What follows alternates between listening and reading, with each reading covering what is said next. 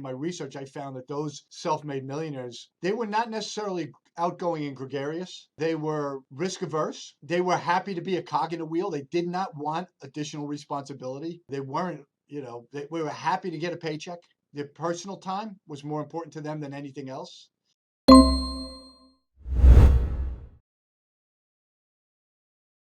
This is the Door World of Money podcast. I'm your host, Rob Berger. Today on the show, we're talking with Tom Corley. He is the author of the best-selling book, Rich Habits. He's a frequent speaker and contributor at CNBC. He shared his insights at over 1,000 radio shows, I'm told. I'm going to have to ask him about that, but that includes the Dave Ramsey Show. He's a CPA and a CFP, holds a master's degree in taxation, runs a CPA firm, financial planning firm.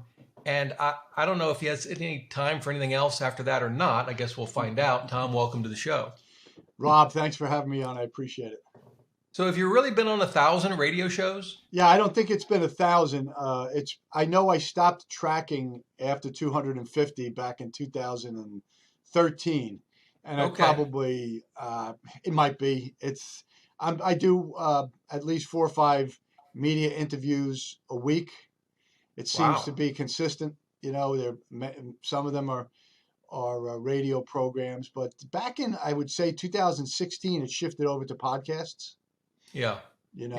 Everybody's doing a podcast. Well, of course, I've read your book, but for folks that might not be as familiar with your background, why don't you just tell us about how you got into this crazy business of financial planning and tax work in your book? So I got through college the hard way. I had to work as a janitor. We didn't have any money. My parents didn't have any money. So I got a job as a janitor at Curtis High School on Staten Island, and they paid well, Rob. Back then, they were paying almost $12 an hour, if you can believe it. So I made enough money to afford to go to St. John's University, and I went full time. And I remember I was sitting at the dining room table, and I asked my dad, "Dad, I got to matriculate. I have to pick a major." And he said, "Oh, become an accountant. You'll never starve." And that meant a lot to me, Rob, because, I'm not saying there were 11 in my family. I'm not saying we starved, but there wasn't always food around, So I said, well, I don't want to raise my family like I'm having to go through. So I chose an accountant's life. And I liked it. I ended up getting a job at Arthur Andersen, joined their tax department, and got my master's degree at night. I had 2 kids at the time, so it was difficult, but I got through that. And then I ended up joining a CPA firm, McGinnis, Corley, and Hodavance. We had big clients like Revlon, Merck. So it was a very exciting part of my life, a busy part of my life. And one of my clients asked me to join them as the CFO. They were publicly held, and they made the offer so sweet I couldn't turn it down. And so I did that. And I got out of there after 4 years because I was basically, if you've ever been an entrepreneur, Rob, and you've ever called the shots, it's very difficult to take orders from somebody. When you're a leader, it's hard to be led. And I didn't like the CEO of my company telling me what to do when I was 100% confident they had no idea what they were doing. So I ended up buying a CPA firm. And almost immediately, that was back in 2004, almost immediately, one of the business clients came to me, and they were their bank had termed their line of credit. They converted their line of credit into a term loan, and they shut them off basically. So he came crying to me, and he was crying, and he said, "I need money. I can't pay my payroll this week," and on he went. And I remember he asked me, "What are your successful clients doing that I'm not doing? What am I doing wrong?" And so it took me down this rabbit hole that became my Rich Habits research. I ended up doing a study on 233 wealthy people, 128 poor people. I asked them 144 questions each. What I was trying to get to is, why are some people rich, and why are some people poor, and what is it that rich people and poor people do from the minute that they wake up in the morning to the minute that they go to bed at night. I really wanted to understand how wealth creation and poverty creation, so that I could better advise my clients. I mean, that was my thinking back then. Well, this turned into a 5-year project. I mean, when I talk about a rabbit hole, I mean, I went deep, and I couldn't control myself, and I ended up. I think I accumulated 364 data points on the wealthy and the poor, and I started putting on these learning sessions. I did it for about 18 months in my conference room. That we could only fit about 12 people in that conference room, but I had almost every week somebody in the conference room, some 12 people in the conference room, and I was teaching them the rich habits, basically. And somebody, I would say about 6 months to a year later, I got approached by 3 people who all like doubled their income, and they told me, you have to write a book on this stuff. Everybody has to know about this rich habits stuff. So I ended up writing the book Rich Habits, and in 2013, Farnoosh Torabi wanted to interview me about my research data, and so she had a show. It was an internet TV show, and it was very successful. She won awards. I think it was called Financially Fit. And so when we finished the interview, I asked the producer, a really nice woman named Kathleen. I asked Kathleen, I said, Kathleen, how many hits can I expect? And she said, well, the most hits we've ever had has been about 400,000 hits.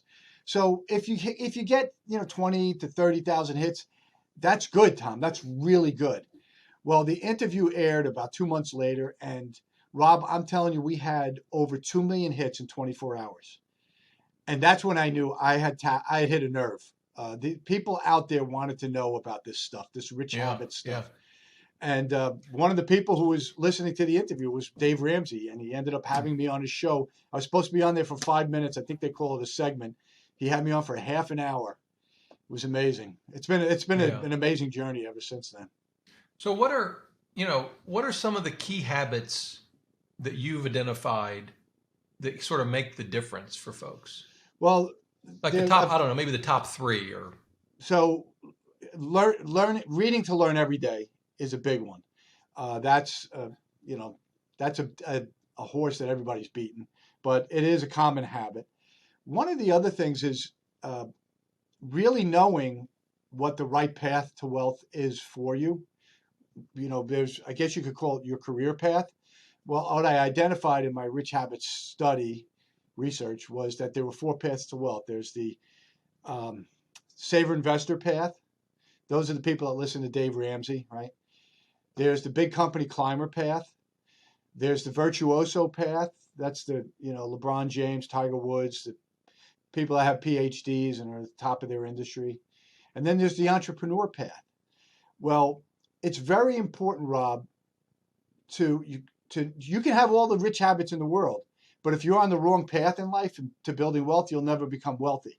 So you have to it's a rich habit to really know thyself and to understand what's the right path for Rob or for Tom. As I actually even created a test, the 4 paths to wealth test, and I took the test. I probably had about 100 people that took the test, and they all said, "My God, that's." Most of them were in their 50s. That's the path I ended up on. The path that your test told me I should be on. And I said, "Well, this is 10 years into working this test." So I said, "There's a lot of hard work and research behind it." So I came up with the big company climber path and the entrepreneur path. And why is that important? Because each path has its own specific rich habits. For example, the saver investor path, you have to, one of the rich habits is you have to live below your means. That allows you to save 20% or more of your income. Right. That means you have to be frugal. Another rich habit, you have to be consistently save that 20% or more of your income. You can't go up and down and vacillate. And you have to consistently and prudently invest. So those kind of the rich habits. You have to have discipline. That's a rich habit. Then if you go on to the big company climber, well, they have their own specific rich habits. Then the virtuoso, they have their own specific rich habits, like practice. If you're a skill-based virtuoso, you have to engage in deliberate practice and analytical practice. Deliberate practice is just repetitiously practicing a skill or a subset of skills. The analytical practice is actually having a coach or a mentor, somebody to actually watch you perform, so that they can point out, what you're doing wrong, and give you kind of advice on how to improve things. Yeah. Requires a little bit of money, that analytical practice. That I used to be a top tennis player, and I could never afford a coach, but the top tennis players that I was beating did have coaches, and at some point they eclipsed me because the coaches helped them leapfrog over me. I just never had that analytical practice. And then the entrepreneurs, they have their own set of rich habits. Like, one of them is you have to be engaged in self-study. With respect to your industry, you have to know your industry. So that means most of the entrepreneurs that were in my study, they devoted two hours a day to really reading and understanding their industry. It's continuous self-education, I guess. Mm-hmm. And they also, I found, which was interesting, this showed up in the big company climbers and the entrepreneurs. They had the rich habit of engaging in daily exercise, predominantly aerobic exercise. I thought that, I don't know about you, Rob, but I came from a poor upbringing, and I thought these rich entrepreneurs were fat cats. They smoked cigars and they were about 100 pounds overweight. They were gluttonous. They had all the sins. Well, it turned out that wasn't the case. I had one entrepreneur in my study.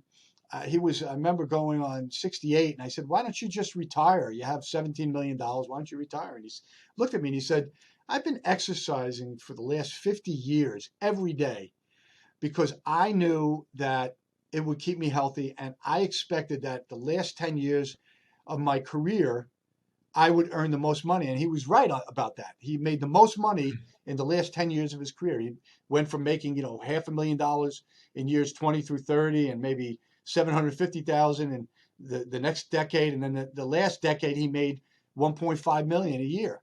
So he was right. And he said, I didn't exercise just for my health. I exercised for my wealth. I wanted to make the most money I possibly could make. And the only way I could do that was by staying healthy. And I found out in my research that it's interesting, but as particularly aerobic exercise, it feeds the brain with oxygen. So you have more oxygen. Your brain is operating, your brain cells, your neurons are firing better, more efficiently. And because of all that oxygen, the myelin sheath that surrounds the axons in the brain cells is thicker. So these entrepreneurs, they might have started out as C students, but I can guarantee you, C students with 100 IQ, they finished up, their IQs were significantly more, Rob, because they had improved their brain performance through aerobic exercise, which helped them in their careers, in their entrepreneur career. It helped them become successful. They made the right decisions. They thought clearer, things like that. So there's a lot of rich habits. Yeah. Well, it kind of reminds me of a saying in law school, that the A students will be professors, the B students will be judges, and the C students will be wealthy practicing lawyers. There may be some truth to that. I kind of wonder, there's a number of different studies, Millionaire Next Door is another sort of popular book, of course, your book. And they look at, not unlike what you've done, common traits, if you will, right? Mm-hmm. But I wonder if there's even another sort of layer beyond that where, if wealthy people, they exercise, they never stop learning, and so on. But if there's some sort of common, even beyond that, trait that drives them in a way, that drives them to exercise, that drives them to keep learning, that drives them to work at 68, even though they've got $17 million. You know what Absolutely. I mean? Spot on. It's called having a clear vision. Clarity. They see the end very clearly. I call it dream setting. they engaged in this process of dream setting early on in their lives.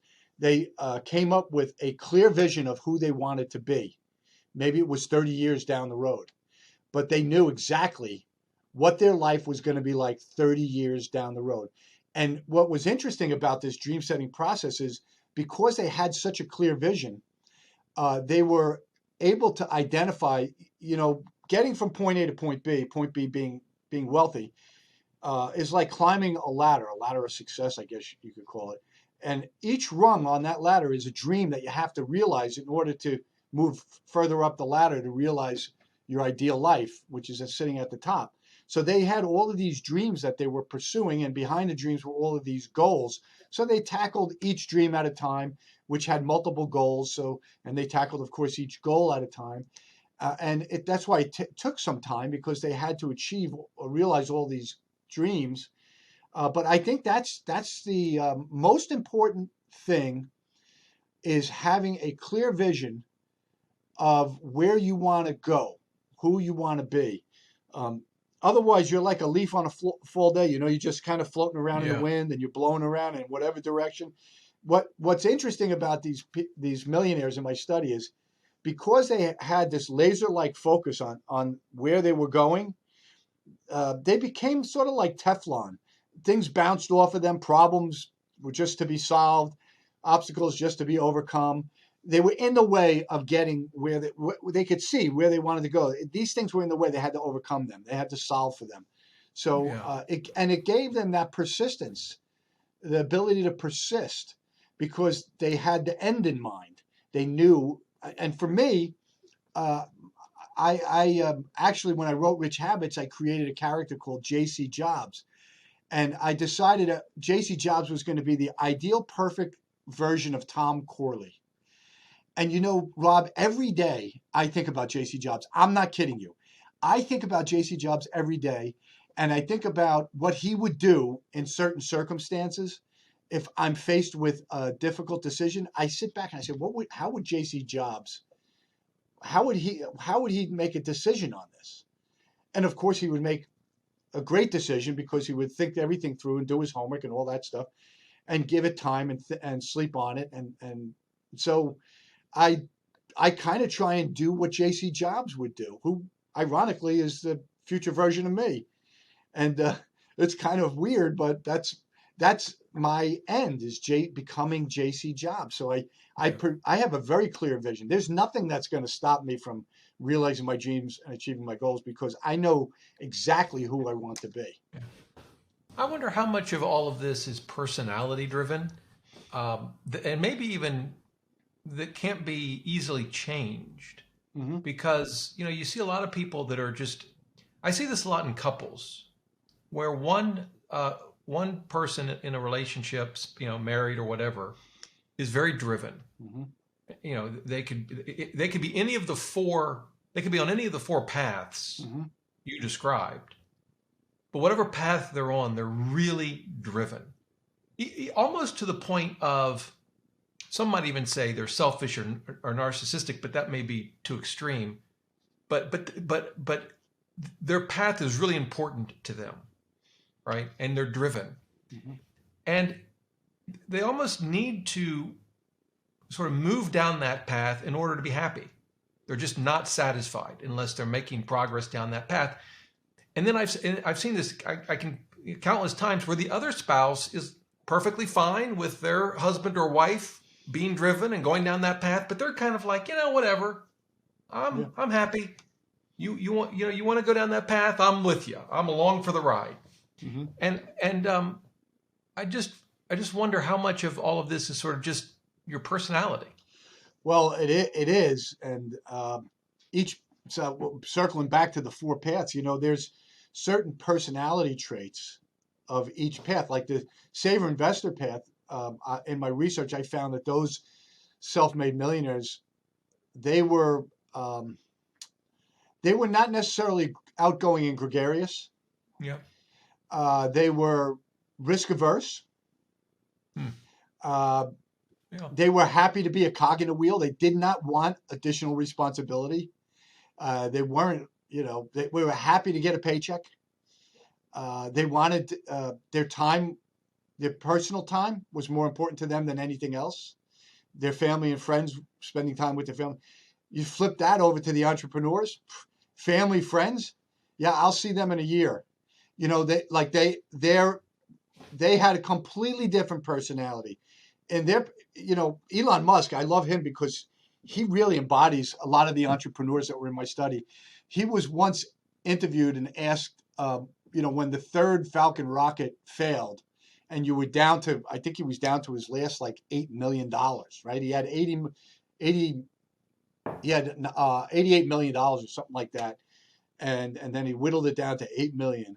And they said, did you ever think just like taking your 8 million and just bankrupting the companies and just walking away?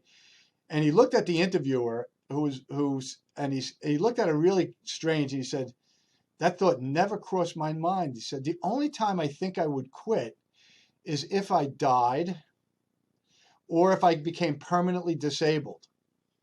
He said, no, I would bankrupt myself. I would live in a hole in the wall and still keep trying. He said, I would destroy my health, destroy my relationships. He goes, yeah, I'd never quit. Because this is the flip side of the saver investor. So that's a personality trait. And in that quiz that I tested, I created, it's basically a personality profile. And so then you have the big company climber. Well, those people have to be politically savvy because there's people right behind them when they're climbing that ladder that are trying to cut their Achilles heel, and stab them in the back. It's reality in a big company. I had it happen to me. Several people tried, because I rose up the ladder. They tried to undermine me, and that's just the nature of the beast. So you have to have that personality where it's like water off a duck's back if you're in the big company climber business. People are, spitting fire at you and it just rolls right off your back. Doesn't bother you at all. You keep going, and you're just politically savvy. One of the personality profile traits, I guess, is you like people. You like being around people because that's, you're working in a team environment in a big company climber path. So and the virtuoso paths is they had similar traits to I found it interesting to the saver investor in that they wanted to be in the back room somewhere, not the skill-based virtuosos, the knowledge-based virtuosos, the PhDs, the scientists, the people like that. They wanted to be in the back room just doing their thing, studying, researching, and they didn't want to be bothered with people. So this personality is absolutely, and the why it's such an important point that you brought up is, imagine that you have a saver investor personality, but you decide to become an entrepreneur. Well, you're going to fail. I guarantee you're going to fail. There's no way you're going to succeed. You're going to quit the minute the going gets tough because you're risk averse. And by the way, you hate groveling for money. You hate having to reach, make phone calls and ask friends, family, and whoever for money. That's the life of an entrepreneur in the early stages. So, that you have to have the right personality. And I think a lot of people, that get downsized from big companies, they say, I'm gonna pivot. I'm gonna become an entrepreneur. Well, there is some crossover in the big company climb and the entrepreneur path. So that's actually possible that you can do that. But if you're a big company climber, in many cases, your risk profile isn't as great as the entrepreneur. So you might not be suited for the entrepreneur path. Right. Well, let's switch gears, and I'm trying to get out of the sunlight that seems to be streaming through my office. In your financial planning and tax practice, what are some of the big questions or concerns or topics that your clients are asking you? And maybe we can even narrow it a bit. Like, let's start with just stock valuations. I mean, in your financial planning practice, right now interest rates are still historically low. Bond prices are high. Stock prices are high. And then there's this inflation issue that's sort of out there. Are clients, concerned about that? And what are you telling them? Well, we make them concerned. We we consistently meet with them. I only do financial planning. We're not transactional. So if you come into me in and you say, "Hey Tom, I've got a rollover of $1 million. Can you do it?" I said, "Nah, not our thing. Go to somebody else who's transactional." But if you want us to do a financial plan for you and do the rollover, we don't charge for the financial plan, so it's kind of stupid not to do it. So and the reason we do it that way, Rob, is because we want to meet with them like 3 or 4 times during the year, because the market changes, and right now, like you said, we're going through high inflation, which means bond values are just they're dropping and they're losing money. Like the bond yields are. I mean, a lot of our clients who we don't have a lot of them in bonds right now, we move them out. But if they were in bonds, they lost money because the bond values went down. And so, we try and pivot during the year based on how the market's doing. And right now we're looking at moving. We have a couple of clients. I had a meeting just this morning where we're looking at moving about 20% of their portfolio that's in bonds out into maybe different types of bonds that aren't correlated with inflation. There's they don't move inversely to inflation. So we're looking And at by that, are that. you thinking primarily tips or something else? Municipals. Oh, municipal bonds. Yeah, Okay. yeah, and Although municipal bonds will certainly take a hit if rates go up, right? I mean, you get they the tax will, advantages. Yeah. but they don't seem to be like the treasuries and the regular non-municipal bonds. They don't seem to be as negatively affected in terms of the valuations. So and we're at the end of the day, Rob, they're looking at us to try and help them build their wealth. And by the way, building wealth is a big deal for me because of my rich habit stuff. That's my whole life, is trying to help my clients build wealth. So if I'm not doing the job on the financial planning side, to me it's a double punch to the gut, because it's a punch to the gut in the financial planning world and in my rich habits world, because I'm supposed to be, that's my focus, helping them build Yeah. their wealth, and I'm sort of their coach in that respect. So yeah, I think that's one thing. We were going through this big Build Back Better thing that we thought that was going to go through. I'm still not convinced it's ever going to go through with inflation. I think it's going to be close to 7% next year, 2022. Inflation to me is always a barometer of incompetent governance, right?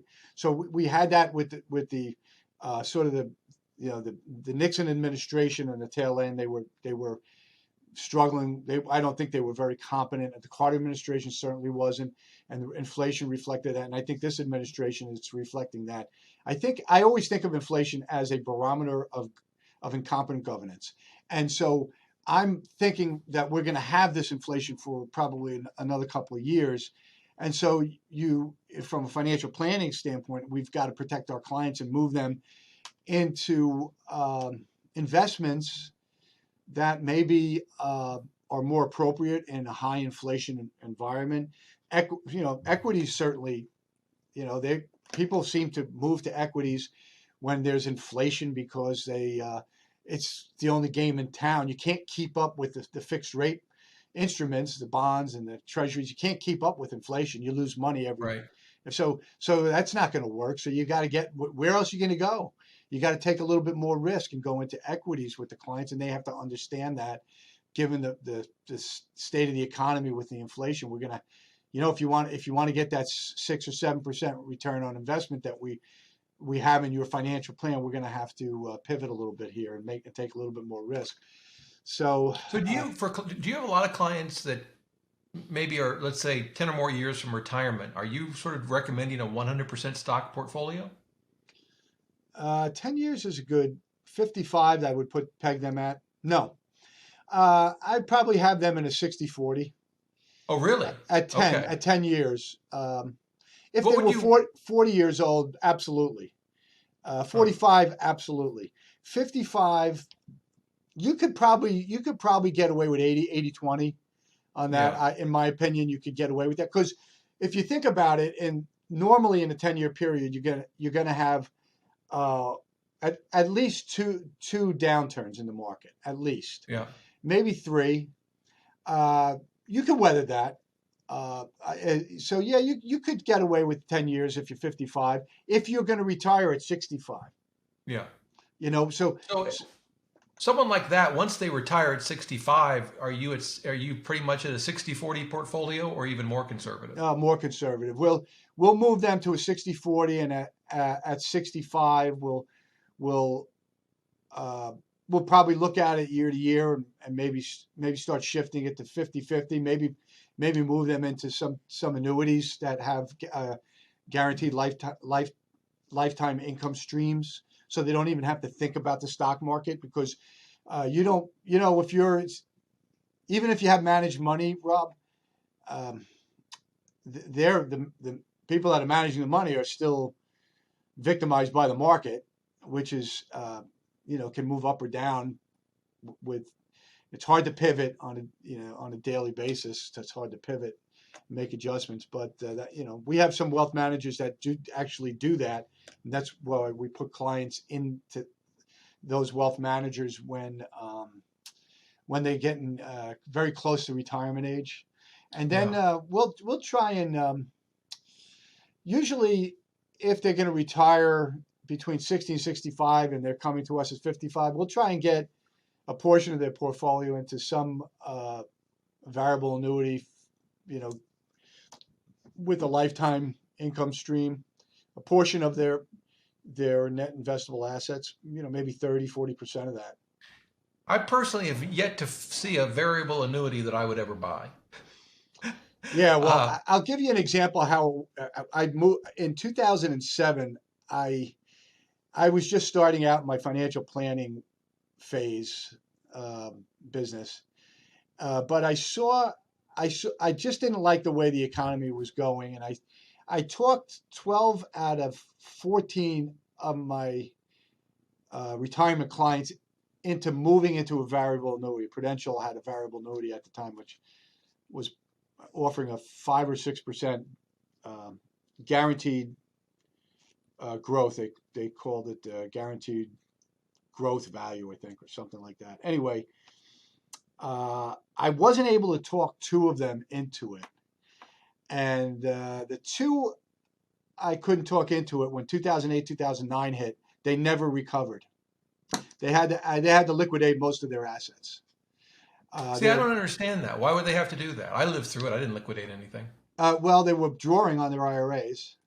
Okay, but I mean, how much they draw in a year? 3-4%? Well, so like one client, like for example, was drawing, I think 50,000 a year on $1 million. That dropped Okay. down A little to high, but all right. Yeah, it's a little high. That dropped to 600,000. They still needed 40. And within But it recovered the years after. Yeah, but they couldn't hold out for the recovery because they needed the money. So psychologically, they couldn't withstand the drawdown. Yeah, even if they drew down and they got down to say 375 by the 400 by the time the market started to recover in March of 2010, I think. Right? Is that when it happened? March the of market 2010. What, March of 2009? It was March up of in 2009 is when it bottomed out, right? Yeah. They still would have had to hang on for probably 2 or 3 years to get back. For sure. And I don't think, and this particular one client, well, these two clients, they couldn't do that. Yeah, that's the tough thing. The 4% rule. Bill Bengen, of course, was the first one to sort of do the analysis back in '94. And they'll talk about success rates, and that your investments can last 30 years or whatever, and that's useful information. But the thing that they don't tell you is, and by the way, in some years you would have almost, it may have technically been a success, lasted 30 years, but in some years you would have almost run out of money. Mm-hmm. It only worked out because the market, turned around for the better. But of course, when you're living through it, you don't know what the market's going to do. Right. And so there's that psychological part of dealing with your money in retirement that you can read all the books you want until you live it. It's really hard to appreciate. Yeah, and you're right. And just imagine, you work your whole life to get to that $1 million mark, and you have Social Security, and maybe you have a little pension, and you're going to draw 40,000. You can say, well, I can have my boat. I can have my second home, both homes paid for. I can afford my two homes and my boat on about $85,000. And then the 2008 hits, and now you're down to 625,000. And psychologically, the end is near. You know? Yeah. Right. Yeah. So you don't know it's going to recover. You have Right. no idea it's going to recover. Nope, we didn't know. We honestly, back then, I thought the sky was falling, and so so I'd be like, so what do? I like to call those people sheep in wolves' clothing, because they come out and say, yeah, I want to take a lot of risk. I'm risk averse. I'm not risk averse. I'm moderately aggressive. And then the market takes a 10% hit, and all of a sudden their wolf's clothing comes off and they're sheep. Sell everything.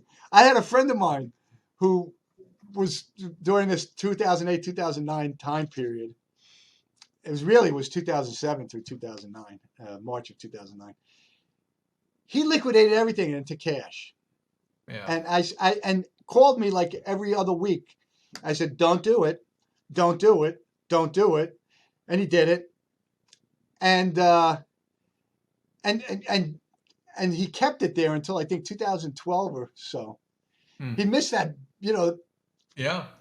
It's just that, you have to, where the annuities, I guess, come into play is they give you that sort of, because of the insurance element, they give you that comfort level that you just don't care what the stock market does. You really don't. Yeah. So, and as a CPA, we like annuities for that reason, because we're kind of risk averse in terms of the profession in general. I'm not necessarily risk averse, but as a CPA, I advocate being conservative to clients unless they tell me otherwise, And so I'm trying to protect my clients' wealth. So that, I guess you can look at that as being a little bit conservative, because I care about their wealth. So, it's just sometimes it's difficult to wear the financial planning hat and the CPA hat at the same time. Yeah. And the tax hat, because the Right. tax, sometimes you want to move into tax advantaged investments that are not necessarily conservative. Yeah. Right. Yeah. Yeah. Well, that's interesting too. And the thing about annuities, I'm not a fan of annuities generally. Although fixed income annuities, I can understand the logic behind that for some folks. But studies do show that people that annuitize their retirement, or at least a good chunk of it, spend more. They comfortably spend more money, because you get that annuity check, and you have no fear of spending it, because another Yeah. one's coming next month. But when you're relying 100% on your investments, Right. we tend to get conservative because we're afraid of running out of money. Yeah, and So that's there's right. something to That's be right. said for that. Yeah, that's why it's an insurance product, Yeah. right? Yeah. Yeah. And it's part insurance. That's where the guaranteed income comes in. You Yeah. pay for it though. You're Yes. going to pay for it. But they're coming out with all sorts of new variable annuities, and Prudential did away with their the variable annuity product that I really loved, and now they're like every other annuity company out there, they have sort of an index element to them, and caps and all this crap, that I Right. don't. Yeah. It's hard to explain. It's hard to explain an annuity to a client. Now throw in the fact that you got these caps, and it's tied to an index, and it's got, you're following this index and that index. Which one do you want to follow? It's like the clients, they just want a solution. They don't want complexity in their lives. Well, that's one of the reasons why, if I were going to annuitize, I would do a single premium immediate annuity. They're easy to understand. They're cheap. Unfortunately, they don't adjust for inflation. So, they used to have those products. The last one ended a couple of years ago. So, Yeah. well, listen, this has been really fun. I've really appreciated our time and talking with you. Of course, you've got your book, Rich Habits. If folks want to follow you, Yeah, you just go follow on your to work, where would they Rich go? Habits, richhabits.net. Okay. I write an article every day. Oh, great. So you'll get some of the articles are longer than others.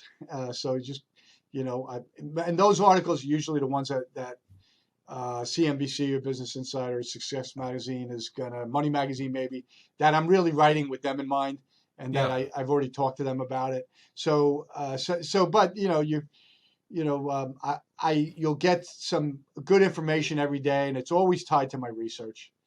I'm researching every day, and I'm gathering more information every day, and I'm sharing it with my clients every day. So richhabits.net is a good place to go. You could subscribe to my free article.